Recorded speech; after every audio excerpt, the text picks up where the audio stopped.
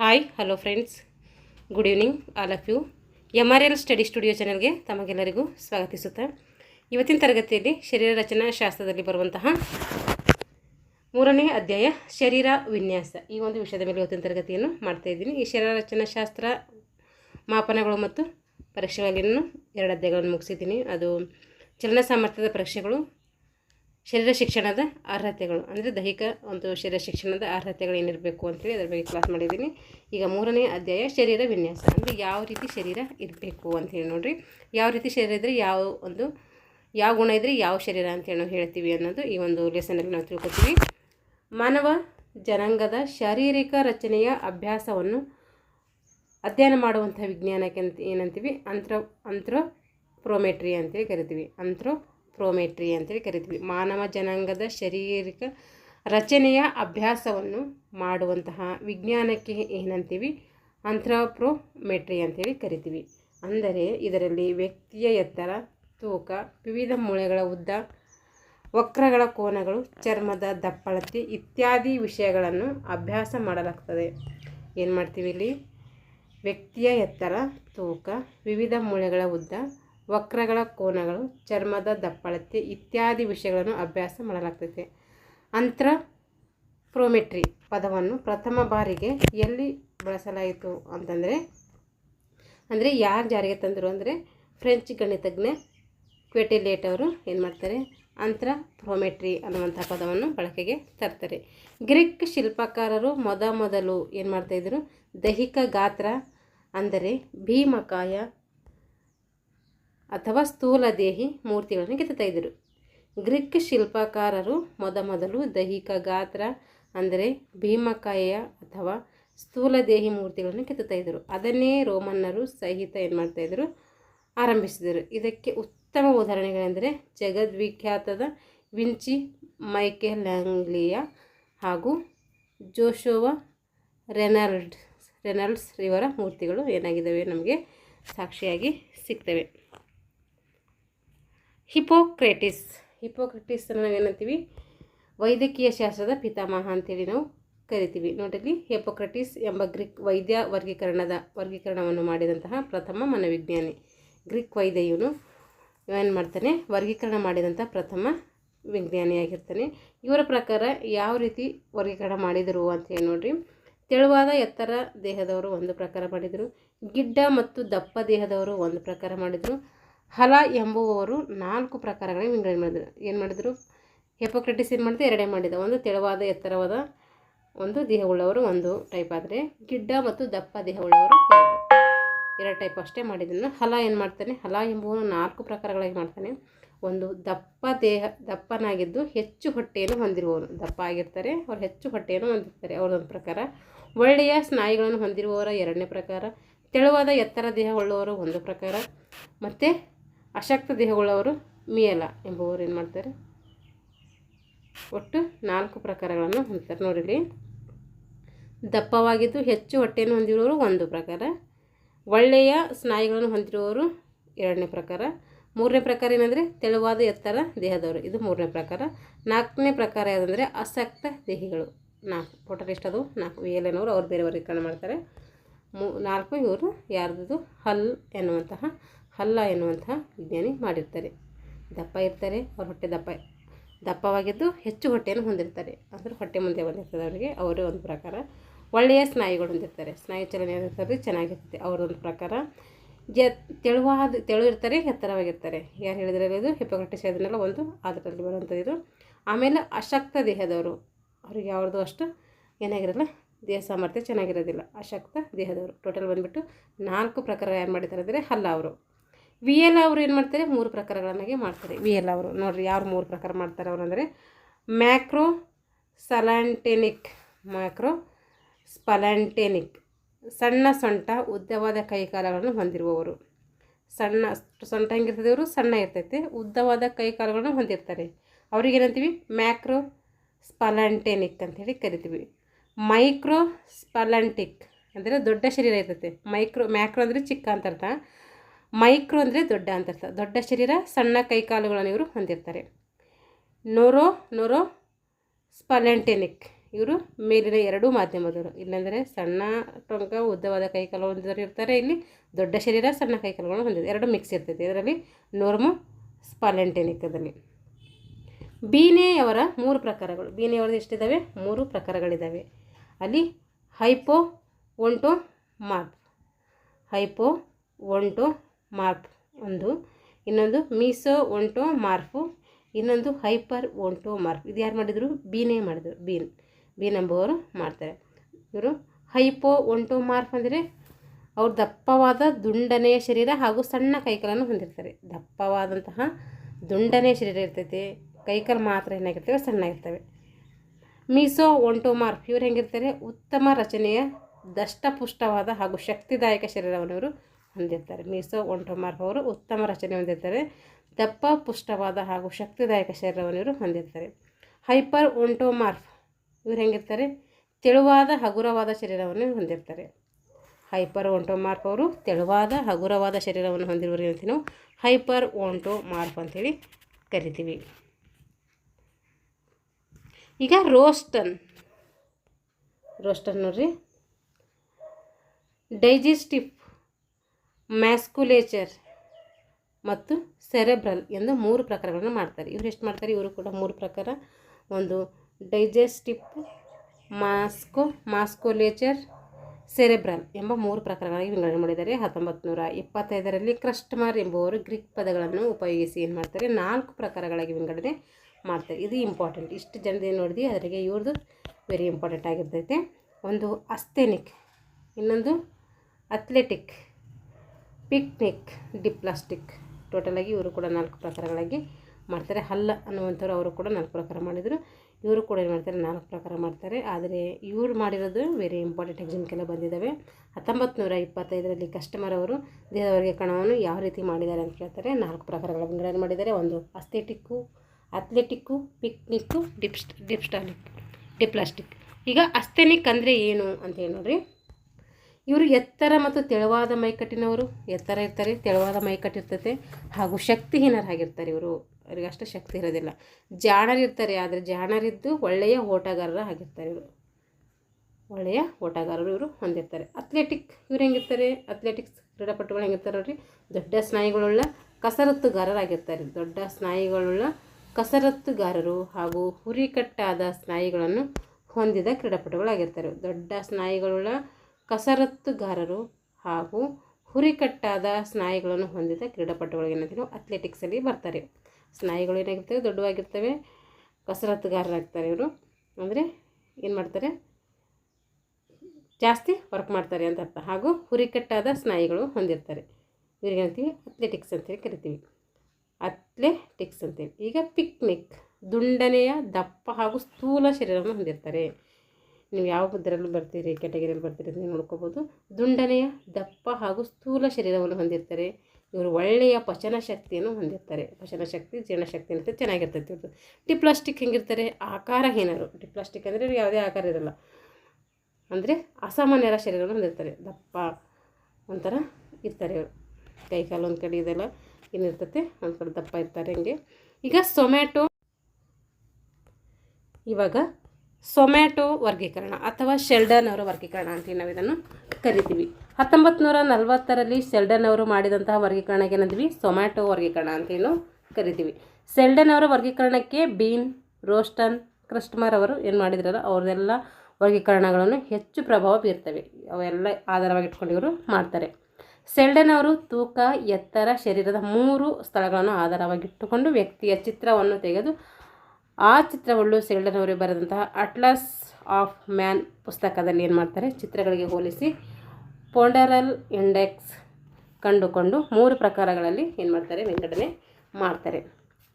ಇವ್ರೇನು ಮಾಡ್ತಾರೆ? ಶೆಲ್ಡನ್ ಅವರು ತೂಕ, ಎತ್ತರ, ಶರೀರದ 3 ವಸ್ತುಗಳನ್ನು ಆಧಾರವಾಗಿಟ್ಟುಕೊಂಡು ವ್ಯಕ್ತಿಯ ಚಿತ್ರವನ್ನು ತೆಗೆದು ಆ ಚಿತ್ರವನ್ನು ಶೆಲ್ಡನ್ ಅವರು ಬರೆದಂತಹ ಅಟ್ಲಾಸ್ ಆಫ್ ಮ್ಯಾನ್ ಪುಸ್ತಕದಲ್ಲಿ ಏನು ಮಾಡ್ತಾರೆ? ಚಿತ್ರಗಳಿಗೆ ಹೋಲಿಸಿ ಹೊರಮಂಡಲದ ಇಂಡೆಕ್ಸ್ ಕಂಡುಕೊಂಡು 3 ಪ್ರಕಾರಗಳಿಗೆ ಏನು ಮಾಡ್ತಾರೆ? ಇವರು ವಿಂಗಡಣೆ ಮಾಡ್ತಾರೆ.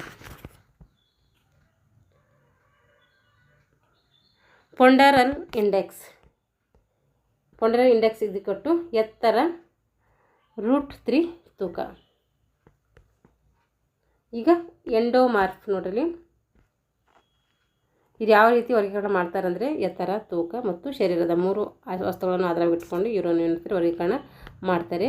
ಇವರೇನು ಮಾಡ್ತಾರೆ ಅಂದರೆ ಶೆಲ್ಡನ್ ಅವರು ಬರೆದಂತಹ ಅಟ್ಲಾಸ್ ಆಫ್ ಮ್ಯಾನ್ ಪುಸ್ತಕದಲ್ಲಿ ಚಿತ್ರಗಳಿಗೆ ಹೋಲಿಸಿ ಏನು ಮಾಡ್ತಾರೆ ಪೊಂಡರಲ್ ಇಂಡೆಕ್ಸ್ ಕಂಡುಕೊಳ್ತಾರೆ. ಅದರಲ್ಲಿ 3 ಪ್ರಕಾರಗಳಾಗಿ ಮಾಡ್ತಾರೆ. ಆ 3 ಪ್ರಕಾರಗಳು ಯಾವ ಅಂದರೆ ನೋಡಿರಿ, ಎಂಡೋಮಾರ್ಫು, ಮಿಸೋಮಾರ್ಫು, ಎಕ್ಟೋಮಾರ್ಫ್. ಎಂಡೋಮಾರ್ಫ್, ಮಿಸೋಮಾರ್ಫ್, ಎಕ್ಟೋಮಾರ್ಫ್ ಇವು ಯಾರು ಅಂದರೆ ಶೆಲ್ಡನ್ ಅವ್ರದ್ದು. ಸ್ನಿಗ್ಧದ ಪ್ರಮಾಣ ಅತಿ ಹೆಚ್ಚು ಇದ್ದು ಕುಳ್ಳವಾದ ಶರೀರವನ್ನು ಹೊಂದಿರ್ತಾರೆ. ಅವ್ರ ಹೊಟ್ಟೆ ಎದ್ದು ಕಾಣ್ತಿದೆ, ಅವ್ರಿಗೆ ಏನಂತೀವಿ ಎಂಡೋಮಾರ್ಫ್ ಅಂತೇಳಿ ಕರಿತೀವಿ. ಮಿಸೋಮಾರ್ಫ್ ಅಂದರೆ ಸ್ನಿಗ್ಧದ ಪ್ರಮಾಣ ಕಡಿಮೆ ಇದ್ದು ಸ್ನಾಯುಗಳು ಬೆಳೆದು ಶರೀರದಲ್ಲಿ ಏನಾಗ್ತವೆ ಗೋಚರಿಸ್ತವೆ. ಹಾರವಾದ ಎದೆ ಮತ್ತು ಭುಜಗಳನ್ನಿರ್ತವೆ ಹೊಂದಿರ್ತವೆ, ಇದಕ್ಕೆ ಏನಂತೀವಿ ಮಿಸೋಮಾರ್ಫ್ ಅಂತೇಳಿ ಕರಿತೀವಿ. ಎಕ್ಟೋಮಾರ್ಫ್ ತೆಳುವಾದ ಎತ್ತರವಾದ ಶರೀರ ಹೊಂದಿರ್ತಾರೆ. ಇವರು ಸ್ನಾಯುಗಳು ತೆಳುವಾಗಿ ಹಾಗೂ ದುರ್ಬಲವಾಗಿ ಇರ್ತವೆ. ಕೈ ಕಾಲು ಉದ್ದ, ಸ್ನಿಗ್ಧದ ಪ್ರಮಾಣ ಅತಿ ಕಡಿಮೆ ಇರ್ತೈತಿ. ತೆಳುವಾದ ಎತ್ತರವಾದ ಶರೀರ ಹೊಂದಿದ್ದು ಸ್ನಾಯುಗಳು ತೆಳುವಾಗಿ ಹಾಗೂ ದುರ್ಬಲವಾಗಿ ಇರ್ತವೆ. ಕೈ ಕಾಲು ಉದ್ದ, ಸ್ನಿಗ್ಧದ ಪ್ರಮಾಣ ಅತಿ ಕಡಿಮೆ ಇರ್ತೈತಿ. ಈ 3 ಗುಣಗಳನ್ನು ಆಧಾರವಾಗಿಟ್ಟುಕೊಂಡು ಶರೀರವನ್ನು ಏನು ಮಾಡ್ತಾರೆ ಇವರು 5 ಪ್ರಕಾರಗಳಾಗಿ ವಿಂಗಡಣೆ ಮಾಡ್ತಾರೆ. ನೋಡಿರಿ, ತೆಳುವಾದ ಎತ್ತರವಾದ ಶರೀರ ಹೊಂದಿದ್ದು ಸ್ನಾಯುಗಳು ತೆಳುವಾಗಿ ಮತ್ತು ದುರ್ಬಲವಾಗಿ ಇರ್ತವೆ. ಇವರ ಹತ್ರ ಕೈ ಕಾಲು ಸ್ನಿಗ್ಧದ ಪ್ರಮಾಣ ಅತಿ ಕಡಿಮೆ ಇರ್ತೈತಿ. ಈ 3 ಒಂದು ಅಂಶಗಳು ಆಧಾರವಾಗಿಟ್ಟುಕೊಂಡು ಶರೀರವನ್ನು 5 ಪ್ರಕಾರಗಳಾಗಿ ಮಾಡ್ತಾರೆ. ತಲೆ, ಮುಖ, ಕುತ್ತಿಗೆಯ ಭಾಗ, ಎದೆ ಹಾಗೂ ಸೊಂಟದ ಭಾಗ, ಭುಜ, ಕೈ ಕಾಲು ಮುಂಗೈ ಭಾಗ, ಹೊಟ್ಟೆ ಮತ್ತು ಸೊಂಟದ ಭಾಗ, ತೊಡೆ, ಕಾಲು ಹಾಗೂ ಪಾದದ ಭಾಗ. ಅದರಿಂದ ಅವರ ಶರೀರ ಪ್ರಕಾರಗಳನ್ನು ನಿರ್ಧರಿಸುವುದಕ್ಕೆ ಏನಂತೀವಿ ಸಪ್ತಾಂಶ ಪಟ್ಟಿ ಅಂತೇಳಿ ನಾವು ಕರಿತೀವಿ. ಇದಕ್ಕೇನಂತೀವಿ ಸಪ್ತಾಂಶ ಪಟ್ಟಿ ಅಂತೇಳಿ ಕರಿತೀವಿ. ಸೂಕ್ತವಾದ ಶಾರೀರಿಕ ಹಾಗೂ ಕ್ರೀಡಾ ಚಟುವಟಿಕೆಗಳು ಇವರು ಹೊಂದಿರ್ತಾರೆ. ಒಂದು ಎಂಡೋಮಾರ್ಫು, ಮಿಸೋಮಾರ್ಫು, ಇನ್ನೊಂದು ಎಂಡೋಮಾರ್ಫಿಕ್ ಮಿಸೋಮಾರ್ಫ್. ನೋಡಿರಿ, ಏನಾದ್ರಾಗ 5 ಪ್ರಕಾರಗಳಾಗಿ ಮಾಡಿದ್ರಲ್ಲ, ಆ 5 ಪ್ರಕಾರಗಳಿಗೆ ಏನು ಮಾಡಲಾಗಿದೆ ಯಾವ್ಯಾವ ಚಟುವಟಿಕೆಗಳು ಮಾಡಿಸ್ಬೇಕು ಅಂತ ಹೇಳ್ಕೊಟ್ಟಿದ್ರು. ಎಂಡೋಮಾರ್ಫ್ ಅವರು ಇದ್ರೆ ಏನು ಮಾಡ್ತಾರೆ ಅವರು ಕಬಡ್ಡಿ, ಕುಸ್ತಿ, ಗುಂಡು ಎಸೆತ, ಭಾರ ಎತ್ತ ಈ ಎಲ್ಲ ಕ್ರೀಡೆಗಳಿಗೆ ಏನು ಹೇಳ್ತಾರೆ ಅವರು ಸೂಟೇಬಲ್ ಆಗ್ತಾರೆ. ಮಿಸೋಮಾರ್ಫ್ನವ್ರು ಇದ್ರೆ ಅಂದರೆ ಅವ್ರು ಬಾಸ್ಕೆಟ್ಬಾಲ್ ಆಡ್ಬೋದು, ಫುಟ್ಬಾಲ್ ಆಡ್ಬೋದು, ಟೇಬಲ್ ಟೆನ್ನಿಸ್ ಆಡ್ಬೋದು, ಕುಸ್ತಿ, ಚಕ್ರ ಎಸೆತ, ಬಲ್ಲೆ ಎಸೆತ, ಭಾರ ಎತ್ತುವುದು, ವೇಗದ ಓಟ ಇತ್ಯಾದಿಗಳನ್ನು ಇಲ್ಲಿ ಮಾಡ್ಬೋದು. ಈಗ ಎಂಡೋಮಾರ್ಫಿಕ್ ಮಿಸೋಮಾರ್ಫಿಕ್ ಇರ್ತಾರಲ್ಲ ಅವ್ರು ಏನು ಮಾಡ್ಬೋದು ಅಂದರೆ kabaddi, baseball, football, cycling, table tennis, ಈಜು, ವೇಗದ ಓಟ, ಬಲ್ಲೆ ಎಸೆತ, ಹ್ಯಾಮರ್ ಎಸೆತ ಇವೆಲ್ಲ ಅವರು ಮಾಡ್ಬೋದು. ಈಗ ಮಿಸೋಮಾರ್ಫ್ ನೋಡಿರಿ, ಈಗ ಮಿಸೋಮಾರ್ಫ್ ಏನದು 7 ಸಪ್ತಾಂಶಗಳು ಹೇಳಿದವಲ್ಲ, ಅದು 7 ಪ್ರಕಾರ ನೋಡ್ಕೋಬೇಕಿಲ್ಲಿ. ಮಿಸೋಮಾರ್ಫ್ ಇವರು ಕಬಡ್ಡಿ, ಖೋಖೋ, ಹಾಕಿ, ಫುಟ್ಬಾಲ್, ಬೇಸ್ಬಾಲ್, ಯುದ್ಧ ಜಿಗಿತ, ತ್ರಿವಿಧ ಜಿಗಿತ, ಓಟ ಹಾಗೂ ಹೆಚ್ಚಿನ ಎಲ್ಲ ಕ್ರೀಡಾ ಚಟುವಟಿಕೆಗಳಲ್ಲಿ ಏನು ಮಾಡ್ತಾರೆ ಇವರು ಭಾಗವಹಿಸ್ತಾರೆ. ಎಕ್ಟೋಮಾರ್ಫಿಕ್ ಮಿಸೋಮಾರ್ಫ್ ಅಂದರೆ ಇವರು ಪೋಲ್ ವಾಲ್ಟ್, ಬ್ಯಾಡ್ಮಿಂಟನ್, ವಾಲಿಬಾಲ್, ಹಾಕಿ, ಕಸರತ್ತು, ದೂರದ ಓಟ, ಎತ್ತರ ಜಿಗಿತ ಇತ್ಯಾದಿಗಳಲ್ಲಿ ಬರ್ತಾರೆ. ಎಕ್ಟೋಮಾರ್ಫಿಕ್ ಮಿಸೋಮಾರ್ಫ್ ಅವರು ಸೂಟೇಬಲ್ ಆಗಿರ್ತಾರೆ, ಅಂದರೆ ಆ ಒಂದು ಗೇಮ್ಸ್ಗೆ ಅವರು ಎಲಿಜಿಬಲ್ ಆಗಿರ್ತಾರೆ. ಮಿಸೋಮಾರ್ಫಿಕ್, ಎಕ್ಟೋಮಾರ್ಫಿಕ್ ಎರಡು ಮಿಶ್ರಣ, ಎರಡು ಬಂದಿದೆ, 2 ಮಿಶ್ರಣ ಅಂತ ಅರ್ಥ ಇಲ್ಲಿ. ಇವರು ದೂರದ ಓಟ, ಕಸರತ್ತು, ಟೆನ್ನಿಸ್, ಬಾಸ್ಕೆಟ್ಬಾಲ್, ಎತ್ತರ ಜಿಗಿತ, ಹಾಕಿ, ದೂರದ ಓಟ ಇವೆಲ್ಲ ಏನು ಮಾಡ್ತಾರೆ ಇವರು ಮಿಸೋಮಾರ್ಫಿಕ್ ಎಕ್ಟೋಮಾರ್ಫ್ ಅವರು ಮಾಡ್ತಾರೆ. ಈಗ ಎಕ್ಟೋಮಾರ್ಫ್ ಪೋಲ್ ವಾಲ್ಟ್, ಖೋಖೋ, ಕಸರತ್ತು, ಎತ್ತರ ಜಿಗಿತ ಇತ್ಯಾದಿ. ಶೆಲ್ಡನ್ ಅವರು ಮಹಿಳೆಯರ ವರ್ಗೀಕರಣವನ್ನು ಮಾಡಿದ್ದಾರೆ. 2 ವರ್ಗೀಕರಣಕ್ಕೂ ಅಟ್ಲಾಸ್ ಆಫ್ ಮ್ಯಾನ್ ಪುಸ್ತಕವನ್ನು ಆಧಾರವಾಗಿಟ್ಟುಕೊಂಡೇ ಮಾಡಿದ್ದಾರೆ. ಮಹಿಳೆಯರ ಶರೀರ ಪ್ರಕಾರವನ್ನು ಪುರುಷರಿಗಿಂತ ಸ್ವಲ್ಪ ಭಿನ್ನವಾಗಿದ್ದು ಪುರುಷರಿಗಿಂತಲೂ ಎಂಡೋಮಾರ್ಫ್ ಗುಣದ ಪ್ರಮಾಣ ಹೆಚ್ಚು, ಮಿಸೋಮಾರ್ಫ್ ಗುಣದ ಪ್ರಮಾಣ ಕಡಿಮೆ ಇರ್ತೈತಿ ಇಲ್ಲಿ. ಸಾಮಾನ್ಯವಾಗಿ ಪುರುಷರಲ್ಲಿ ಹೆಚ್ಚಿನ ಜನರು 3-4-4 ಮತ್ತು 3-4-3 ಈ ವರ್ಗಗಳಲ್ಲಿ ಏನು ಮಾಡ್ತಾರೆ ಬರ್ತಿದ್ದಾರೆ. ಮಹಿಳೆಯರಲ್ಲಿ 5-3-3 ವರ್ಗದವರೇ ಹೆಚ್ಚಿಲ್ಲಿ ಕಂಡುಬರ್ತಾರೆ. ಈಗ ವಿದ್ಯಾರ್ಥಿಗಳ ವರ್ಗೀಕರಣ.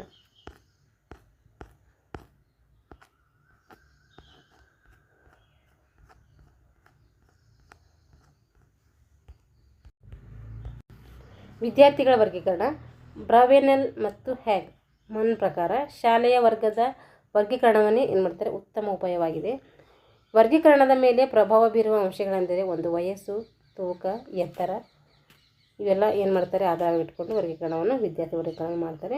ಕೋಜನ್ರ ಪದ್ಧತಿ ಎತ್ತರ ಮತ್ತು ತೂಕ ಇವೆರಡು ಅಂಶವನ್ನು ಆಧಾರವಿಟ್ಟುಕೊಂಡು ಏನು ಮಾಡ್ತಾರೆ 9 ಗುಂಪುಗಳಾಗಿ ಮಾಡ್ತಾರೆ. ಯಾರು ಕೋಜನವರು. ಆ 9 ಗುಂಪುಗಳು ಯಾವುವು ಅಂತೇಳಿ ನೋಡಿ. ಅಧಿಕ ಎತ್ತರ, ಅತಿ ಭಾರ. ಅತಿ ಎತ್ತರ ಆಗಿರ್ತಾರೆ ಮತ್ತು ಅತಿ ಭಾರ ಆಗಿರ್ತಾರೆ. ಅಧಿಕ ಎತ್ತರ ಇರ್ತಾರೆ, ಮಿತ ಭಾರ ಇರ್ತಾರೆ. ಹೈಟ್ ಜಾಸ್ತಿ ಇರ್ತಾರೆ, ಭಾರ ಮಾತ್ರ ಕಡಿಮೆ ಇರ್ತಾರೆ. ಅಧಿಕ ಎತ್ತರ ಇರ್ತಾರೆ, ಹಗುರ ಭಾರ ಇರ್ತಾರೆ. ಅಧಿಕ ಎತ್ತರ ಭಾಳಷ್ಟು ಇರ್ತಾರೆ, ಆದರೆ ಹಗುರ ವೇಟ್ ಇರಲ್ಲ ಅಂತ ಅರ್ಥ. ಸಾಧಾರಣ ಎತ್ತರ ಇರ್ತಾರೆ, ಅತಿ ಭಾರ ಇರ್ತಾರೆ. ಸಾಧಾರಣವಾಗಿ ಎತ್ತರ ಇರ್ತಾರೆ, ಆದರೆ ಜಾಸ್ತಿ ಇರ್ತಾರೆ, ದಪ್ಪ ಇರ್ತಾರೆ. ಸಾಧಾರಣ ಎತ್ತರ ಹಾಗೂ ಮಿತ ಭಾರ. ಸಾಧಾರಣವಾಗಿ ಎತ್ತರ ಇರ್ತಾರೆ, ಮಿತ ಭಾರ ಇರ್ತದೆ. ನಾರ್ಮಲ್ ಆಗಿ ಬರ್ತಾರೆ ಇವರು. ಸಾಧಾರಣ ಎತ್ತರ ಮತ್ತು ಹಗುರ ಭಾಗ. ಸಾಧಾರಣ ಎತ್ತರ ಆಗಿರ್ತಾರೆ, ಅವರು ವೇಟ್ ಕೂಡ ಕಡಿಮೆ ಇರ್ತೈತೆ. ಕಡಿಮೆ ಎತ್ತರ ಇರ್ತಾರೆ, ಕಡಿಮೆ ಎತ್ತರ ಅಥವಾ ಗಿಡ್ಡ ಹಾಗೂ ಅತಿ ಭಾರ ಇರ್ತಾರೆ ಇವರು. ಕಡಿಮೆ ಎತ್ತರ ಹಾಗೂ ಮಿತ ಭಾರ ಇರ್ತಾರೆ. ಕಡಿಮೆ ಎತ್ತರ ಹಾಗೂ ಹಗುರ ಭಾರ ಕೂಡ ಇವರು ಇರ್ತಾರೆ. ಇದು ಕೋಜನ್ ಅವರು ಏನು ಮಾಡ್ತಾರೆ, 9 ಪ್ರಕಾರಗಳಾಗಿ ಇದರಲ್ಲಿ ಮಾಡ್ತಾರೆ. ಕೋಜನ್ ವರ್ಗೀಕರಣ ಕ್ರಸ್ಟ್ಮರ್ ಅವರ ವರ್ಗೀಕರಣದ ಸುಲಭ ರೂಪವಾಗಿದೆ. ಕ್ರಸ್ಟ್ಮರ್ ಅವ್ರದ್ದು ಒಂದು ಆಧಾರವಾಗಿ ಇಟ್ಕೊಂಡು ಮಾಡ್ತಾರೆ. ಈ ಪದ್ಧತಿಯಲ್ಲಿ ವಯಸ್ಸನ್ನು ಗಣನೆಗೆ ತೆಗೆದುಕೊಂಡಿಲ್ಲ. ಅವರು ವಯಸ್ಸನ್ನು ಗಣನೆಗೆ ಯಾವುದೇ ರೀತಿ ತೆಗೆದುಕೊಂಡಿಲ್ಲ. ಈಗ YMCA ಪದ್ಧತಿ. ಹಾಗಂದರೆ ಏನು YMC ಪದ್ಧತಿ ಅಂದರೆ ನೋಡ್ರಿ, ವಯಸ್ಸು ಮತ್ತು ತೂಕ ಇವೆರಡು ಅಂಶಗಳನ್ನು ಆಧರಿಸಿ ವರ್ಗೀಕರಣವನ್ನು ಇವರು ಮಾಡಿದ್ದಾರೆ. ವಯಸ್ಸು ಮತ್ತು ತೂಕದ ಮೇಲೆ ಮಾಡಿದ್ದಾರೆ. ಇವರ ಪ್ರಕಾರ ಎತ್ತರ ಮತ್ತು ತೂಕಕ್ಕಿಂತ ವಯಸ್ಸು ಮತ್ತು ತೂಕ ಇವುಗಳ ಹೊಂದಿಕೆ ಏನಾಗುತ್ತೆ ಮಹತ್ವದಾಗಿರ್ತದೆ. ಇವರ ಪ್ರಕಾರ ಪ್ರೌಢಶಾಲಾ ಮಕ್ಕಳನ್ನು 7 ಗುಂಪುಗಳಲ್ಲಿ ವಿಂಗಡಣೆ ಮಾಡ್ತೀವಿ. ಯಾರು YMC ಪದ್ಧತಿ ಪ್ರಕಾರ ಪ್ರೌಢಶಾಲಾ ಮಕ್ಕಳಿದ್ದಾರೆ, ಅವ್ರಿಗೆ ಏನು ಮಾಡ್ತೀವಿ ನಾವು 7 ಗುಂಪುಗಳಲ್ಲಿ ವಿಂಗಡಣೆ ಮಾಡ್ತೀವಿ. ಅವು ಯಾವ್ಯಾವು ಅಂತ ಹೇಳಿ ಕೊಟ್ಟಿಲ್ಲ, ಆದರೆ 7 ಗುಂಪುಗಳು ಮಾಡ್ತೀವಿ ಅಂತ ಹೇಳಿ ಕೊಟ್ಟಿದ್ದಾರೆ. ಮ್ಯಾಕ್ಲಾಯ್ ಪದ್ಧತಿ, ಇದು ಕೂಡ ಎಕ್ಸಾಂಪಲ್ ಆಗಿದೆ. ಇವ್ರ ಪದ್ಧತಿ ಪ್ರಕಾರ ಪ್ರಪಂಚದಾದ್ಯಂತ ಮನ್ನಣೆ ಪಡೆದಿದೆ ಈ ಪದ್ಧತಿ. CH ಮ್ಯಾಕ್ಲಾಯ್ ಅವರು ಅಮೆರಿಕ ಶಾಲೆಯ ನುರಿತ ದೈಹಿಕ ಶಿಕ್ಷಕರಾಗಿರ್ತಾರೆ. ವಿದ್ಯಾರ್ಥಿಗಳ ಅಥ್ಲೆಟಿಕ್ಸ್ ಸ್ಪರ್ಧೆಗಳಲ್ಲಿ ಏನು ಮಾಡ್ತಾರೆ, ಅವರ ಸಾಧನೆಗೆ ವಯಸ್ಸು, ಎತ್ತರ ಮತ್ತು ತೂಕ ಇವುಗಳ ಪ್ರಭಾವವನ್ನು ಅಭ್ಯಸಿಸಿ ಈ ರೀತಿ ನಿರ್ಧಾರ ಮಾಡಿದ್ದಾರೆ. 17 ವರ್ಷದವರೆಗೆ ವಯಸ್ಸು, 14ರ ನಂತರ ಎತ್ತರ, ಎಲ್ಲ ವಯೋಮಾನಗಳಲ್ಲಿಯೂ ತೂಕ ಮಾತ್ರ ಹೆಚ್ಚು ಪ್ರಭಾವ ಬೀರುವಂತಹ ಒಂದು ಅಂಶವಾಗಿರ್ತದೆ. ನಿರ್ಧಾರದ ಆಧಾರದ ಮೇಲೆಯೇ ಮ್ಯಾಕ್ಲಾಯ್ ಅವರು ವ್ಯಕ್ತಿಯ ವಯಸ್ಸು, ತೂಕ, ಎತ್ತರ ಮತ್ತು ಈ 3 ಅಂಶಗಳನ್ನು ಪರಿಗಣಿಸಿ ಈ ಕೆಳಗಿನಂತೆ ಏನು ಮಾಡ್ತಾರೆ, ವರ್ಗೀಕರಣದ 3 ಸೂತ್ರಗಳನ್ನು ಕೊಟ್ಟಿದ್ದಾರೆ. ಸೂತ್ರ 1, ಘಾತಾಂಕ = 20 × ವಯಸ್ಸು ಪ್ಲಸ್ 6 × ಎತ್ತರ ಪ್ಲಸ್ ತೂಕ. ಇಂಡೆಕ್ಸ್ ಇಂಗ್ಲೀಷಲ್ಲಿ ಕೊಟ್ಟಿದ್ದಾರೆ 20 × age plus height plus weight. ವಯಸ್ಸು ಪೂರ್ತಿಗೊಂಡ ವರ್ಷಗಳು. ವಯಸ್ಸು ಏನು ಹಾಕಬೇಕು ನಾವು, ಪೂರ್ತಿಗೊಂಡಂಥ ವರ್ಷಗಳು. ಈಗ 3.5 ವರ್ಷದಿಂದ 3 ವರ್ಷ ಅಷ್ಟೇ ಹಾಕ್ಬೇಕು, 3.5 ವರ್ಷ ಹಾಕಂಗಿಲ್ಲ. ಎತ್ತರ ಇಂಚುಗಳಲ್ಲಿ, ತೂಕ ಏನ್ಬೇಕು ನಾವು ಪೌಂಡ್ಗಳಲ್ಲಿ ಹಾಕಬೇಕಿಲ್ಲಿ. ಈ ಸೂತ್ರವನ್ನು ಎಲ್ಲ ವಯೋಮಾನದ ವಿದ್ಯಾರ್ಥಿ ವರ್ಗೀಕರಣಕ್ಕೂ ನಾವು ಏನು ಮಾಡ್ಬೋದು, ಬಳಸ್ಬೋದು. 1ನೇ ಸೂತ್ರ. 2ನೇ ಸೂತ್ರ ಏನು ಕೊಟ್ಟಿದ್ದಾರೆ, ಘಾತಾಂಕ = 6 ಎತ್ತರ ಇಂಟು ಇದು ಪ್ಲಸ್ ತೂಕ. ಈ ಸೂತ್ರವನ್ನು ಕಾಲೇಜು ವಿದ್ಯಾರ್ಥಿಗಳ ವರ್ಗೀಕರಣಕ್ಕೆ ಮಾಡ್ತೀವಿ. ಇದು ಅದಕ್ಕೆ ಮಾಡಿದ್ದೀವಿ ನಾವು, ಎಲ್ಲ ವಯೋಮಾನದ ವಿದ್ಯಾರ್ಥಿಗಳಿಗೆ ಮಾಡ್ತಿದ್ವಿ. ಯಾವುದು ಸೂತ್ರ 1, ಅದರ ಸೂತ್ರ 2 ಕಾಲೇಜು ವಿದ್ಯಾರ್ಥಿಗಳಿಗೆ ಮಾತ್ರ ಮಾಡ್ತೀವಿ. ಸೂತ್ರ 3, ಘಾತಾಂಕ = 10 × ವಯಸ್ಸು ಪ್ಲಸ್ ತೂಕ. ಈ ಸೂತ್ರವನ್ನು ಪ್ರಾಥಮಿಕ ಶಾಲಾ ಮಕ್ಕಳನ್ನು ವರ್ಗೀಕರಿಸಲು ಉಪಯೋಗಿಸಲಾಗುತ್ತದೆ.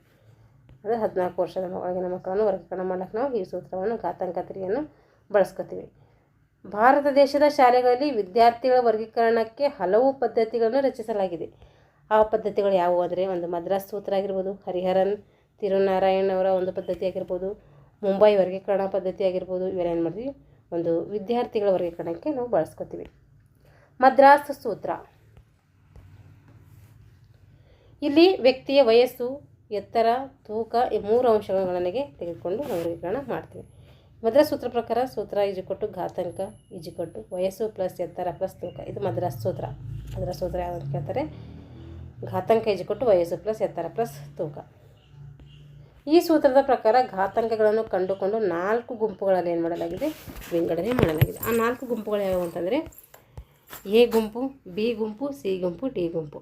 ಇದು ಘಾತಾಂಕ ಬಾಲಕರು 85ಕ್ಕಿಂತ ಹೆಚ್ಚು, ಬಾಲಕಿಯರು 75ಕ್ಕಿಂತ ಹೆಚ್ಚಿರ್ತಾರೆ. ಇದರಲ್ಲಿ ಎ ಗುಂಪಿನಲ್ಲಿ. ಬಿ ಗುಂಪಿನಲ್ಲಿ ಬಾಲಕರು 70ರಿಂದ 85, ಬಾಲಕಿಯರು 60ರಿಂದ 75. ಸಿ ಗುಂಪಿನಲ್ಲಿ ಬಾಲಕರು 55ರಿಂದ 70, 60ರಿಂದ 50ರಿಂದ ಇಷ್ಟಾಗಿರ್ತಾರೆ, 60 ಆಗಿರ್ತಾರೆ. 65ಕ್ಕಿಂತ ಕಡಿಮೆ, ಡಿ ಅವರು 65ಕ್ಕಿಂತ ಕಡಿಮೆ, ಇವರು ಏನಾಗಿರ್ತಾರೆ, ಬಾಲಕರಾಗಿರ್ತಾರೆ. 50ಕ್ಕಿಂತ ಕಡಿಮೆ ಬಾಲಕಿಯರೇ ಆಗಿರ್ತಾರೆ. ಇದು ಇದರ ಪ್ರಕಾರ ಮದ್ರಾಸ್ ಸೂತ್ರದ ಪ್ರಕಾರ ಮದ್ರಾಸ್ ಸೂತ್ರ ಏನು ಮಾಡ್ತಂದರೆ 4 ಗುಂಪುಗಳಾಗಿ ವಿಂಗಡಣೆ ಮಾಡ್ತು. ಅವರದ್ದು ಎಷ್ಟೆಷ್ಟು ಇರಬೇಕು ಅನ್ನೋದು ಕೂಡ ಏನು ಮಾಡ್ತದೆ ಮೆನ್ಷನ್ ಮಾಡ್ತೈತೆ. ಹರಿಹರನ್ ಹಾಗೂ ತಿರುನಾರಾಯಣ್ ರವರ ಪದ್ಧತಿ SHCT ಮೆಥಡ್ ಅಂತೇಳಿ ಇದಕ್ಕೆ ನಾವು ಕರಿತೀವಿ. ಇಲ್ಲಿ ವಯಸ್ಸು, ತೂಕ, ಎತ್ತರ, ಅಲ್ಲಿ ಕೂಡ ವಯಸ್ಸು, ಎತ್ತರ, ತೂಕ ಆಯಿತು ನೋಡ್ರಿ. ಇಲ್ಲಿ ಕೂಡ ಏನಿದೆ ವಯಸ್ಸು, ಎತ್ತರ, ತೂಕ, ಇಲ್ಲಿ ಕೂಡ ವಯಸ್ಸು, ತೂಕ, ಎತ್ತರ, ಈ 3 ಅಂಶದ ಗಣನೆಗೆ ತೆಗೆದುಕೊಳ್ತಾರೆ. ಇವರು ಕೂಡ ಈ ವರ್ಗೀಕರಣಕ್ಕೆ ಕೆಳಗಿನ ಸೂತ್ರವನ್ನು ಏನು ಮಾಡ್ತಾರೆ ಕೊಟ್ಟಿರ್ತಾರೆ. ಸೂತ್ರ ಘಾತಾಂಕ ಈಜಿಕೊಟ್ಟು ವಯಸ್ಸು ಪ್ಲಸ್ ಎತ್ತರ ಪ್ಲಸ್ ತೂಕ. ಏನು ಮಾಡಿದರೆ ಸೂತ್ರ ಘಾತಾಂಕ ಈಜಿಕೊಟ್ಟು ವಯಸ್ಸು ಪ್ಲಸ್ ಎತ್ತರ ಪ್ಲಸ್ ತೂಕ. ಎತ್ತರ ವರ್ಷ ಹಾಗೂ ತಿಂಗಳುಗಳಲ್ಲಿ ಇರಬೇಕು. ಎತ್ತರ ಇಂಚುಗಳಲ್ಲಿ, ತೂಕ ಪೌಂಡ್ಗಳಲ್ಲಿ ಇರಬೇಕು. ಈ ಸೂತ್ರದ ಪ್ರಕಾರ ಘಾತಾಂಕಗಳನ್ನು ಕಂಡುಕೊಂಡು 6 ಗುಂಪುಗಳನ್ನು ಮಾಡಿದರೆ ವರ್ಗೀಕರಣ ಮಾಡಿದ್ದಾರೆ.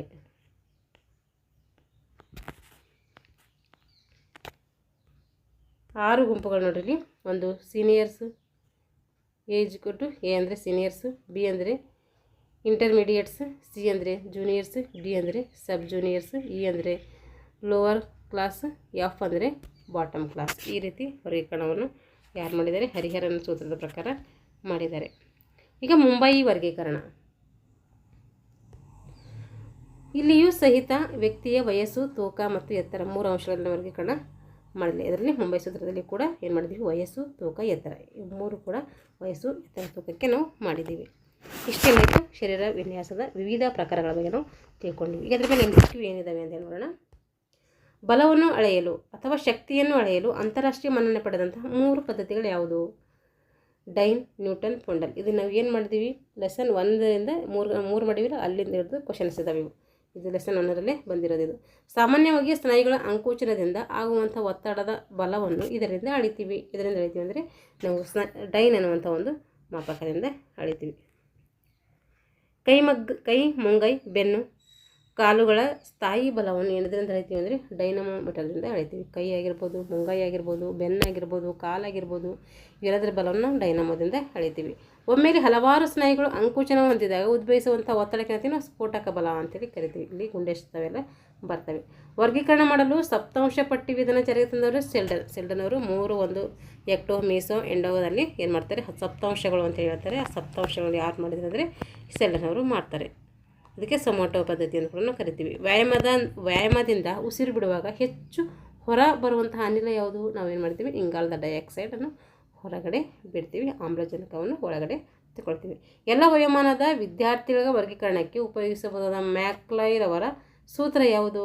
ಅದು ಘಾತಾಂಕ ಈಜಿಕೊಟ್ಟು 20 ಇಂಟು ವಯಸ್ಸು ಪ್ಲಸ್ 6 ಇಂಟು ಎತ್ತರ ಪ್ಲಸ್ ತೂಕ. ಎಲ್ಲ ವಯೋಮಾನದವರಿಗೆ ಬಳಸ್ತೀವಿ. ಕಾಲೇಜರಿಗೆ ಬೇರೆ ಇರ್ತಲ್ಲಿ ಅದೊಂದು ಸರಿ ನೋಡ್ಕೊಳ್ಳಿ. ಈಗ ಸ್ನಾಯುಗಳಿಗೆ ಶಕ್ತಿ ಹೆಚ್ಚಿಸಲು ಸೂಕ್ತ ತರಬೇತಿ ಯಾವುದು ನೀಡಬೇಕು? ನಾವು ಸ್ನಾಯುಗಳು ಸ್ಟ್ರಾಂಗ್ ಆಗಬೇಕಾದ್ರೆ ವೇಟ್ ಲಿಫ್ಟಿಂಗ್ ಟ್ರೈನಿಂಗನ್ನು ಕೊಡಬೇಕು. ವಿದ್ಯಾರ್ಥಿ ವರ್ಗೀಕರಣವನ್ನು ಈ ಆಧಾರದ ಮೇಲೆ ಮಾಡ್ತೀವಿ. ವಯಸ್ಸು, ಎತ್ತರ, ತೂಕ. ನಾವೇನು ಮಾಡ್ತೀವಿ? ಮೆಕ್ಲಾ, ಇದು ಮದ್ರಾಸು, ಮುಂಬೈ ಸೂತ್ರ ಕೂಡ 3 ಏನು ಮಾಡಿದ್ದೇವೆ? ವಯಸ್ಸು, ಎತ್ತರ, ತೂಕ ಅಂತೇಳಿ ಮಾಡಿದ್ದೇವೆ. ವೈಟಲ್ ಕೆಪಾಸಿಟಿಯನ್ನು ಅಳೆಯಲು ಉಪಯೋಗಿಸುವಂಥ ಸಾಧನ ಯಾವುದಂದರೆ ವೇಟ್ ಸ್ಪೈರೋಮೀಟರ್. 12 ನಿಮಿಷಗಳ ಓಟ ನಡಿಗೆ ಪರೀಕ್ಷೆಯಲ್ಲಿ ಅಳೆಯಬಹುದಾದ ಚೈತನ್ಯ ಯಾವುದಂದರೆ ಪೂರ್ಣ ಕಷ್ಟ ಸಹಿಷ್ಣುತೆ ಅಳಿತೀವಿ. ಅಸ್ಥಿಗಳ ಮೇಲೆ ಮಾಂಸದ ಪರಿಣಾಮ. ಅಸ್ಥಿಗಳ ಮೇಲೆ ವ್ಯಾಯಾಮದ ಪರಿಣಾಮ ಏನು? ವ್ಯಾಯಾಮದ ಪರಿಣಾಮ ಏನಾಗ್ತದೆ? ಮಾಂಸಖಂಡಗಳು ಗಟ್ಟಿತನ ಆಗ್ತವೆ. ಇದು ಕೂಡ ಕ್ವಶನ್ಸ್ ಆಗಿದೆ. ಎಂಡೋರೆನ್ಸ್ ಅಂದರೆ ಕಷ್ಟ ಸಹಿಷ್ಣುತೆ ಶಾರೀರಿಕ ಸಾಮರ್ಥ್ಯವನ್ನು ಯಾವ ತರಬೇತಿ ವಿಧಾನದಿಂದ ನಾವು ಅಭಿವೃದ್ಧಿ ಪಡಿಸ್ಬೋದು ಅಂದರೆ ಸರ್ಕ್ಯೂಟ್ ಟ್ರೈನಿಂಗ್ ಮುಖಾಂತರ ಪಡಿಬೋದು. ಬ್ರಿಡ್ಜ್ ಆಫ್ ಪರೀಕ್ಷೆಯನ್ನು ಮಾಡುವವರು ಯಾರಂದರೆ ಮೈಮಣ್ಣೆತ. ಬ್ರಿಡ್ಜ್ ಆಫ್ ಪರೀಕ್ಷೆ ಅದಕ್ಕೆ ಮಾಡ್ತೀವಿ ಅಂದರೆ ಮೈಮಣ್ಣೆತಕ್ಕೆ ಅಂದರೆ ಫ್ಲೆಕ್ಸಿಬಿಲಿಟಿಗೆ ನಾವು ಮಾಡ್ತೀವಿ. ಬರ್ಫಿ ಪರೀಕ್ಷೆ ಅದಕ್ಕೆ ಮಾಡ್ತೀವಿ, ಎಜಿಲಿಟಿ ಅಂದರೆ ಚಪಲತೆಗೆ ಮಾಡ್ತೀವಿ. ಸ್ಫೋಟಕ ಬಲವನ್ನು ಕಂಡುಕೊಳ್ಳಲು ನಾವು ಮಾಡಬಹುದಾದ ಪರೀಕ್ಷೆಗಳು ಯಾವುದು? Standing broad jump, sergeant jump, ಇವೆರಡು ಪರೀಕ್ಷೆಗಳು ಮಾಡ್ತೀವಿ. ನಾವು ಸ್ಫೋಟಕ ಬಲವನ್ನು ಕಂಡುಹಿಡಿಯಲು ಮಾಡ್ತೀವಿ. ಹೈಡ್ರೋಸ್ಟ್ಯಾಟಿಕ್ ತೂಕವನ್ನು ಪರಿಗಣಿಸುವುದು ಎದರಿಂದ ಅಂದರೆ ಶರೀರದ ನೀರಿನಲ್ಲಿನ ತೂಕ. ಹೈಡ್ರೋಸ್ಟ್ಯಾಟಿಕ್ ತೂಕವನ್ನು ಕಂಡುಹಿಡಿಯಲು ಬಳಸುವಂಥ ಸೂತ್ರ ಯಾವುದಾದರೆ ಡಿ = ಅಂದರೆ ಡೆನ್ಸಿಟಿ, ಎಮ್ ಅಂದರೆ ಮೂಮೆಂಟು, ವೆಲಾಸಿಟಿ. ಇದರಲ್ಲಿ ನಾವು ಏನು ಮಾಡ್ತೀವಿ? ಅಳಿತೀವಿ. ಡಿ ಅಂದರೆ ಇದರಲ್ಲಿ ಏನು ಅಂತ ಹೇಳಿದರೆ ಡೆನ್ಸಿಟಿ, ಎಮ್ ಅಂದರೆ ಮಾಸ್, ವಿ ಅಂದರೆ ವೆಲಾಸಿಟಿ ಅಂತೇಳಿ ನಾವು ಕರಿತೀವಿ. ಶರೀರದ ನೀರಿನಲ್ಲಿನ ತೂಕವನ್ನು ಕಂಡುಕೊಳ್ಳಲು ಯಾವುದನ್ನು ಅಳಿತೀವಿ ಅಂದರೆ ವ್ಯಾಲೋಮೀಟ್ರನ್ನು ಅಳಿತೀವಿ. GCRನಲ್ಲಿ ಸಿ ಅಂದರೆ ಏನು? ಚಿನ್ನಿಂಗ್ ಅಂತ ಅರ್ಥ. GCR ಇದ್ರ ಬಗ್ಗೆ ಕೂಡ ನಾವು ಸಂಕ್ಷಿಪ್ತವಾಗಿ ತಿಳ್ಕೊಂಡಿದ್ದೀವಿ.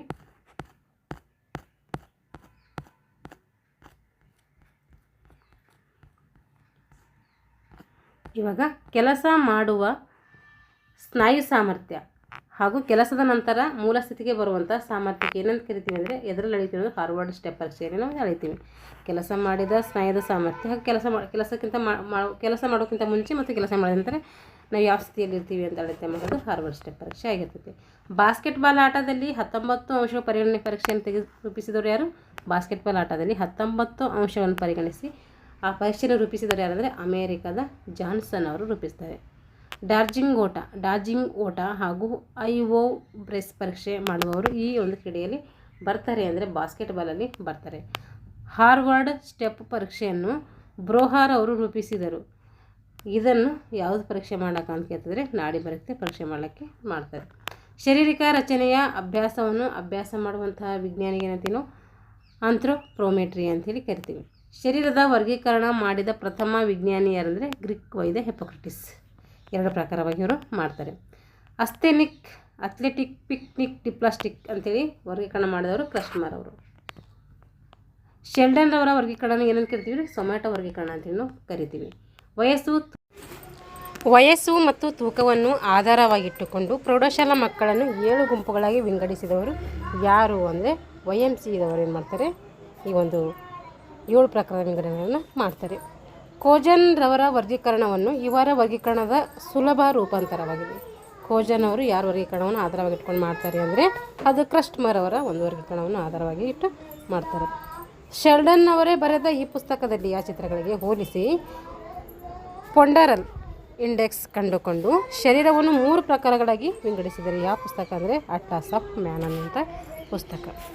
ವ್ಯಕ್ತಿಯ ವಯಸ್ಸು, ಎತ್ತರ, ತೂಕ ಈ 3 ಅಂಶಗಳನ್ನು ಗಣನೆಗೆ ತೆಗೆದುಕೊಂಡು ರಚಿಸಲಾದ ಮದ್ರಾಸನ ಸೂತ್ರ ಏನು ಅಂತಂದರೆ ಅದು ಘಾತಾಂಕ ವಯಸ್ಸು ಪ್ಲಸ್ ಎತ್ತರ ಪ್ಲಸ್ ತೂಕ. ಪ್ರಾಥಮಿಕ ಶಾಲಾ ಮಕ್ಕಳ ವರ್ಗೀಕರಣಕ್ಕೆ ಮ್ಯಾಕ್ಲಾಯ್ ರವರು ನೀಡಿರುವಂತಹ ಸೂತ್ರ ಯಾವುದು? ಪ್ರಾಥಮಿಕ ಶಾಲಾ ಮಕ್ಕಳಿಗೆ ಎಲ್ಲರಿಗೂ ಮತ್ತು ಕಾಲೇಜು ವಿದ್ಯಾರ್ಥಿಗಳಿಗೆ ಬೇರೆ ಬೇರೆ ಸೂತ್ರಗಳನ್ನು ಕೊಡ್ತಾರೆ ಅವರು. ಈಗ ಪ್ರಾಥಮಿಕ ಮಕ್ಕಳಿಗೆ ಯಾವ ಒಂದು ಸೂತ್ರ ಕೊಟ್ಟಿದ್ದಾರೆ ಅಂದರೆ ಘಾತಾಂಕ 10 ಇಂಟು ವಯಸ್ಸು ಪ್ಲಸ್ ತೂಕ. ಪ್ರೌಢಶಾಲಾ ವಿದ್ಯಾರ್ಥಿಗಳ ವರ್ಗೀಕರಣಕ್ಕೆ ಮ್ಯಾಕ್ಲಾಯ್ ಅವರು ನೀಡಿರುವಂಥ ಸೂತ್ರ ಯಾವುದು ಅಂತಂದರೆ ಘಾತಾಂಕ 20 ಇಂಟು ವಯಸ್ಸು ಪ್ಲಸ್ 6 ಇಂಟು ಎತ್ತರ ಪ್ಲಸ್ ತೂಕ.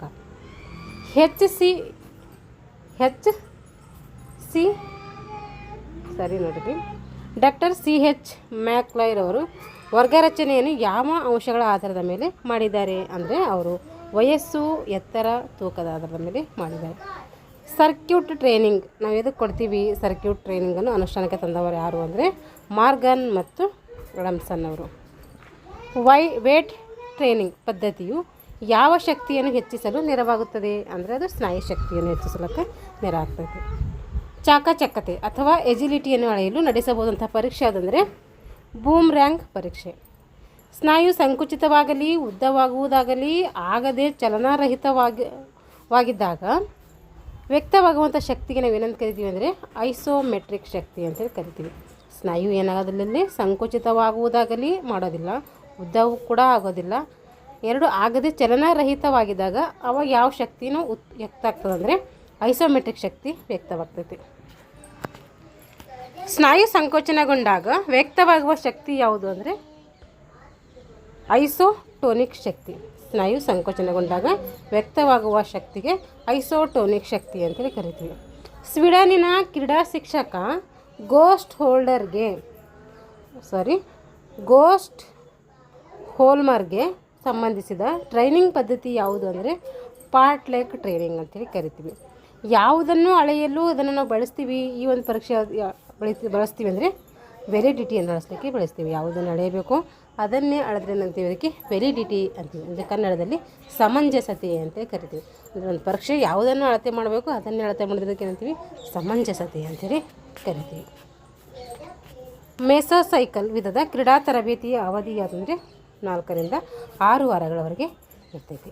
ಮೈಕ್ರೋ ಎಷ್ಟಿರ್ತೈತಿ ಅಂದರೆ ಮೈಕ್ರೋ ವಿಧದ ಕ್ರೀಡಾ ತರಬೇತಿ ಅವಧಿ ಅದು 5 ರಿಂದ 10. ಮೈಕ್ರೋ ಅಂದರೆ ನಾವು ಸೂಕ್ಷ್ಮ ಅಂತೇಳಿ ತಿಳ್ಕೊಬೇಕು. ಒಂದು ಪರೀಕ್ಷೆಯನ್ನು ಒಬ್ಬ ಪರೀಕ್ಷಕನೇ ಹಲವಾರು ಬಾರಿ ಮಾಡಿದಾಗ ಒಂದೇ ಫಲಿತಾಂಶ ಬರೀತಿದ್ದಕ್ಕೆ ಏನಂತೀವಿ? ರಿಯಬಿಲಿಟಿ ಅಂತ ಕರಿತೀವಿ. ಅಂದರೆ ಕನ್ನಡದಲ್ಲಿ ವಿಶ್ವಾಸಾರ್ಹತೆ ಅಂತೇಳಿ ನಾವು ಕರಿತೀವಿ. ಕಬಡ್ಡಿ ಮತ್ತು ಖೋ ಖೋ ಆಟದ ಸ್ಪರ್ಧೆಗೆ ಆಟಗಾರರನ್ನು ವರ್ಗೀಕರಿಸಲು ಉಪಯೋಗಿಸುವ ಸೂತ್ರ ಯಾವುದು ಅಂತಂದರೆ ವಯಸ್ಸು, ಅದು ವರ್ಷ, ಪ್ಲಸ್ ಎತ್ತರ ಸೆಂಟಿಮೀಟರ್ಗಳಲ್ಲಿ, ಪ್ಲಸ್ ತೂಕ ಕಿಲೋಗ್ರಾಮ್ಗಳಲ್ಲಿ ಏನು ಮಾಡ್ತೀವಿ ನಾವು ಅಳತೆಯನ್ನು ಮಾಡ್ತೀವಿ. ಆಯಾಸವಾಗುವವರೆಗೂ ಸಿಟಪ್ಗಳನ್ನು ಮಾಡುವುದು ಏನನ್ನು ಸೂಚಿಸುತ್ತದೆ ಅಂದರೆ ಕಷ್ಟ ಸಹಿಷ್ಣುತೆಯನ್ನು ಸೂಚಿಸುತ್ತದೆ. ಅದಕ್ಕೆ ಶಕ್ತಿ ಸಹಿಷ್ಣುತೆ ಅಂತ ಕೂಡ ನಾವು ಕರಿತೀವಿ. ವ್ಯಾಕ್ಸ್ ಬಾತ್ ಇದು ಒಂದು ಯಾವ ಥರದ ಚಿಕಿತ್ಸೆ ಅಂದರೆ ಅದು ಉಷ್ಣ ಚಿಕಿತ್ಸೆಗೆ ಏನು ಮಾಡ್ತೀವಿ ನಾವು ವ್ಯಾಕ್ಸ್ ಬಾತ್ ಅಂತ ಕೊಡ್ತೀವಿ. ಉಳುಕಿಗೆ ರೈಸ್ ಬಾತ್ ಅಂತ ಹೇಳಿ ಥರ ಚಿಕಿತ್ಸೆಗಳಿಗೆ ನಾವು ಕೊಡ್ತೀವಿ. ಅಂದರೆ ಒಂದೊಂದು ಕಾಯಿಲೆಗೆ ಒಂದೊಂದು ಚಿಕಿತ್ಸೆಯನ್ನು ಕೊಡ್ತೀವಿ. ಯಾವ ಮಾದರಿಯ ಸನ್ನೆಯಲ್ಲಿ ತೂಕವು ಫ್ಯೂವಿಕ್ಯುಲಮ್ ಮತ್ತು ಫೋರ್ಸ್ನಲ್ಲಿ ಮಧ್ಯದಲ್ಲಿರ್ತದೆ ಅಂದರೆ ಎರಡನೆಯ ಮಾದರಿಯ ಸನ್ನೆಯಲ್ಲಿ. ಇದು ಯಾಕೋ ಇದ್ರಲ್ಲಿ ಬಂದಿಲ್ಲ, ಅಂದರೆ ಟಾಪಿಕಲ್ಲಿ ಬಂದಿರೋದು ಎಕ್ಸ್ಟ್ರಾ ಸೇರಿಸಿದ್ದಾರೆ, ಇದನ್ನು ನೆನ್ಪಿಟ್ಟುಕೊಡ್ರಿ. ನಮ್ಮದು ಕ್ವಶನ್ ಆನ್ಸರಲ್ಲಿ ಒಂದೊಂದು ಹೊಸದಾಗಿ ಆ್ಯಡ್ ಮಾಡಿರ್ತಾರೆ, ಅದನ್ನು ಕೂಡ ನಾವು ನೋಟ್ ಮಾಡ್ಕೋಬೇಕು. ಒಬ್ಬ ವ್ಯಕ್ತಿ ತನ್ನ ದೈನಂದಿನ ಚಟುವಟಿಕೆಗಳನ್ನು ಆಯಾಸವಿಲ್ಲದೆ ನಿರ್ವಹಿಸುವುದರ ಜೊತೆಗೆ ಆಕಸ್ಮಿಕವಾಗಿ ಬರುವಂತಹ ಕಾರ್ಯಗಳನ್ನು ಸಮರ್ಥವಾಗಿ ನಿರ್ವಹಿಸುವಂತಹ ಚೈತನ್ಯವನ್ನು ಪಡೆದಿರ್ತಾನೆ. ಆ ಒಂದು ಚೈತನ್ಯಕ್ಕೆ ಏನಂತೀವಿ ಅಂದರೆ ದೈಹಿಕ ಸಾಮರ್ಥ್ಯ ಅಂತೇಳಿ ಕರಿತೀವಿ. ಕ್ರಯೋಥೆರಪಿ ಇದು ಎದಕ್ಕೆ ಕೊಡ್ತೀವಿ ಅಂದರೆ ತಂಪು ಚಿಕಿತ್ಸೆ ಆಗಿರ್ತದೆ. ತಂಪು ಯಾವುದಕ್ಕಾರ ಒಂದು ತಂಪು ಕೊಡಬೇಕು ಅಂದರೆ ಅದಕ್ಕೇನಂತೀವಿ ಕ್ರಯೋಥೆರಪಿ ಅಂತೇಳಿ ಕರಿತೀವಿ. ಏರೋಬಿಕ್ ವ್ಯಾಯಾಮ ಇದರ ಸಾಮರ್ಥ್ಯವನ್ನು ಅಳೆಯಲು ಸಹಕಾರಿಯಾಗಿದೆ. ರಕ್ತ ನಾಳಗಳ ಕಷ್ಟ ಸಹಿಷ್ಣುತೆ ಅಳೆಯಲಿಕ್ಕೆ. ಕಾವೇರಿಸುವ ಚಟುವಟಿಕೆಯು ಇದಕ್ಕೆ ಸಹಕರಿಸುತ್ತದೆ. ದೇಹ ಮತ್ತು ಸ್ನಾಯುಗಳ ಉಷ್ಣತೆ ಹೆಚ್ಚಿಸಲು ಏನು ಮಾಡ್ತೀವಿ ನಾವು ಕಾವೇರಿಸುವ ಚಟುವಟಿಕೆಯನ್ನು ಮಾಡ್ತೀವಿ. ಹೈಡ್ರೋಥೆರಪಿ ಅಂದರೆ ಏನು ವಾಟರ್ ಥೆರಪಿ ಅಂತ ಅರ್ಥ, ನೀರಿನ ಒಂದು ಚಿಕಿತ್ಸೆ ಅಂತ ಅರ್ಥ ಬಂತು ನೋಡ್ರಿ. ರೈಸ್ ಚಿಕಿತ್ಸೆಗೆ ಯಾವ್ದು ನೀಡ್ತೀವಿ ಅಂದರೆ ಉಳುಕಿಗೆ ನಾವು ಉಳುಕಿ ಕಾಲು ಕೈ ಉಳುಕಿ ತಂದರೆ ಅದಕ್ಕೆ ಮಾಡ್ತೀವಿ ರೈಸ್ ಚಿಕಿತ್ಸೆ ಅಂತೇಳಿ ಕೊಡ್ತೀವಿ. ಹೈಡ್ರೋಥೆರಪಿ ಚಿಕಿತ್ಸೆಯನ್ನು ಇದರ ಸಹಾಯದಿಂದ ನಾವು ಬಳಸಿ ಮಾಡ್ತೀವಿ ಅಂದರೆ ನೀರಿನ ಸಹಾಯದಿಂದ ಮಾಡ್ತೀವಿ. ಹೈಡ್ರೋ ಅಂದರೆ ನೀರು ಅಂತ ಅರ್ಥ. ಹಾಗಾದರೆ ರೈಸ್ ವಿಸ್ತರಿಸಿ ರೈಸ್ ಅದರ ಲಾಂಗ್ ಫಾರ್ಮ್ ಕೇಳ್ತಾರೆ. ರೆಸ್ಟಿಸ್ ಕಾಂಪ್ರಿಹೆನ್ಷನ್ ಆ್ಯಂಡ್ ಇವೇಷನ್ ಇದ್ರದ್ದು ರೈಸ್ದು ಒಂದು ಲಾಂಗ್ ಫಾರ್ಮ್ ಆಗಿರ್ತೈತಿ. ಇದು ಇಂಪಾರ್ಟೆಂಟು ನೆನ್ಪಿಟ್ಕೊಳ್ಬೇಕು. ಮಂಜುಗಡ್ಡೆಯನ್ನು ಮಾಧ್ಯಮವನ್ನಾಗಿಟ್ಟುಕೊಂಡು ನೀಡುವಂತಹ ಪರೀಕ್ಷೆಗೆ ಏನಂತೀವಿ ಕ್ರಯೋಥೆರಪಿ. ತಂಪು ಚಿಕಿತ್ಸೆಗೆ ಏನಂತೀವಿ ಕ್ರಯೋಥೆರಪಿ ಅಂತ ಕರಿತೀವಿ. ಹಾಗಾದರೆ ಅಲ್ಲಿ ಯಾವುದು ಇಂಪಾರ್ಟೆಂಟ್ ಆಗಿರ್ತದೆ ಅಂದರೆ ಮಂಜುಗಡ್ಡೆ ಇಂಪಾರ್ಟೆಂಟ್ ಆಗಿರ್ತೈತಿ. ಹೆಚ್ಚು ಕಾಲ ಮಾಡುವಂಥ ವ್ಯಾಯಾಮಗಳಿಗೆ ಏನಂತೀವಿ ಏರೋಬಿಕ್ ಅಂತೇಳಿ ಕರಿತೀವಿ. ಏರೋಬಿಕ್ ಅಂದರೆ ವ್ಯಾಯಾಮಗಳನ್ನು ಕಡಿಮೆ ಸಮಯದಲ್ಲಿ ಮಾಡುವಂಥದ್ದು ಅಂತ ಅರ್ಥ, ಅಂದರೆ ಕಡಿಮೆ ಕಾಲ ಮಾಡುವಂಥದ್ದು ಅಂತ ಅರ್ಥ. ಬೈಸಿಕಲ್ ಯಾರ್ಗೋ ಪರೀಕ್ಷೆ, ಟ್ರೇಡ್ಮಿಲ್ ಮತ್ತು ಹಾರ್ವರ್ಡ್ ಸ್ಟೆಪ್ ಪರೀಕ್ಷೆಯನ್ನು ಮಾಡುವುದು ಇದನ್ನು ಅಳೆಯಲು ಎದಕ್ಕೆ ಮಾಡ್ತೀವಿ ನಾವು ಕಷ್ಟ ಸಹಿಷ್ಣುತೆಗೆ ಮಾಡ್ತೀವಿ. ಹೊಟ್ಟೆಯ ಸ್ನಾಯುವಿನ ಶಕ್ತಿಯನ್ನು ಅಳೆಯಲು ಸೂಕ್ತವಾದಂತಹ ಪರೀಕ್ಷೆ ಯಾವುದಂದರೆ ಸಿಟಪ್. ಭುಜ ಮತ್ತು ಕೈಗಳಲ್ಲಿಯ ಬಲವನ್ನು ಅಳತೆ ಮಾಡಲು ಈ ಪರೀಕ್ಷೆಯನ್ನು ಬಳಸ್ತೀವಿ ಅಂದರೆ ಪುಲ್-ಅಪ್ ಪರೀಕ್ಷೆಯನ್ನು ಮಾಡ್ತೀವಿ. ಮ್ಯಾಕ್ಡೊನಾಲ್ಡ್ ಅವರ ವಾಲಿಂಗ್ ಪರೀಕ್ಷೆ ಮಾಡುವವರು ಈ ಆಟದ ಸಾಮರ್ಥ್ಯವನ್ನು ತಿಳಿಯಲು ಮಾಡ್ತಾರೆ. ಅಂದರೆ ಯಾವ ಆಟದ ಅಂದರೆ ಫುಟ್ಬಾಲ್. ಇಷ್ಟೇನಾಯಿತು ಶರೀರ ವಿನ್ಯಾಸ ಅನ್ನುವಂಥ ಒಂದು ಲೆಸನಲ್ಲಿ ಏನು ಮಾಡಿದ್ವಿ ಸಂಕ್ಷಿಪ್ತವಾಗಿ ತಿಳ್ಕೊಂಡಿವಿ. ಮುಂದಿನ ತರಗತಿಯಲ್ಲಿ ಮುಂದಿನ ಒಂದು ಲೆಸನ್ನೊಂದಿಗೆ ಮತ್ತೆ ಭೇಟಿಯಾಗೋಣ ಅಂತ ಹೇಳ್ತಾ ಇಲ್ಲಿಗೆ ತರಗತಿಯನ್ನು ಮುಗಿಸ್ತಾ ಇದ್ದೀನಿ. ಎಲ್ಲರಿಗೂ ಧನ್ಯವಾದಗಳು.